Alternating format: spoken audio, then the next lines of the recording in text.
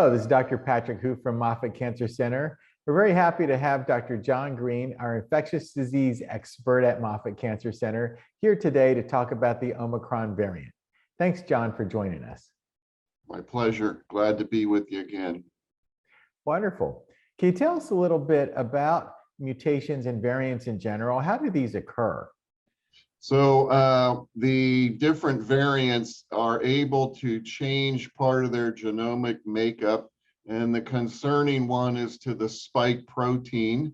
So for example, the alpha variant was able to change 8 to 10 different areas in the genetic makeup of the spike protein, which gave it greater ability to transmit to others.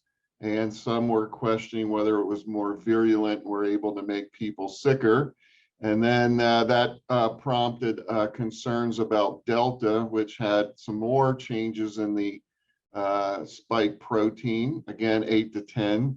And that made it, again, more likely to be transmitted to others, and debate whether it was more virulent. And then from there, we were concerned we didn't have high enough antibody levels, so we needed to use boosters to boost our antibody levels to protect us from severe infections. And now the Omicron is a bigger concern because it has 30 mutations in the spike protein, and they're concerned that some of our monoclonal antibodies may not be as effective, and even people who were skeptical about boosting everybody are now saying, yes, get boosted because you need the highest antibody immune response to take care of Omicron if it comes in our vicinity.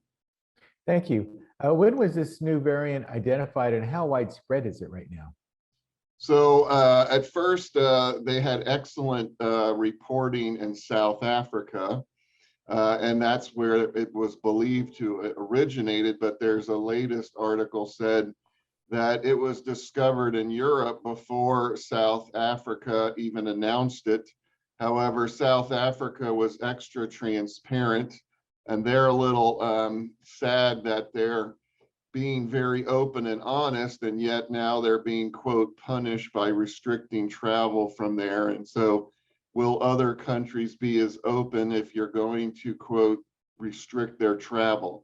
Nevertheless, whether it came from Europe or South Africa, it's widely spreading in South Africa at a very rapid pace, replacing Delta. And Europe is very concerned it'll do the same. And so we wait to hear about that. But we know South Africa is the hot zone. So how does this differ from the Delta variant? Is it more infectious than Delta? Well, the experts claim that within 2 weeks, they're going to have the answers with about how well the neutralizing titers work. But with the 30 different mutations and the rapid spread replacing Delta, highly likely will be more contagious. And do you think current COVID vaccines will protect us against Omicron? Yes, we believe that they will, and the push for the booster to get the highest antibody level, most experts feel you will be protected from at least severe disease and hospitalization as opposed to protection from any illness whatsoever. I see. So it's possible to protect from any breakthrough infections. We'll need a higher titer. So that's why the booster is important to get those antibody titers up. That is also correct. So there's actually the two components that you mentioned with the memory of those vaccines protecting you from severe illness, death. And so those are the two factors we have to think about. Well, if needed, how fast do you think an Omicron specific booster could be up and running? So probably the earliest is 6 months, in my opinion, and that's a wild guess. But when you're racing against time and ability to ramp it up as fast as possible and be the most effective, I think that's probably what we're looking at. Now, whether they can do it faster, each time they're getting better and better at this. And then the prediction is this kind of problem is going to just keep happening over and over and over and over again. And the system is getting better and better and more experienced at responding to it.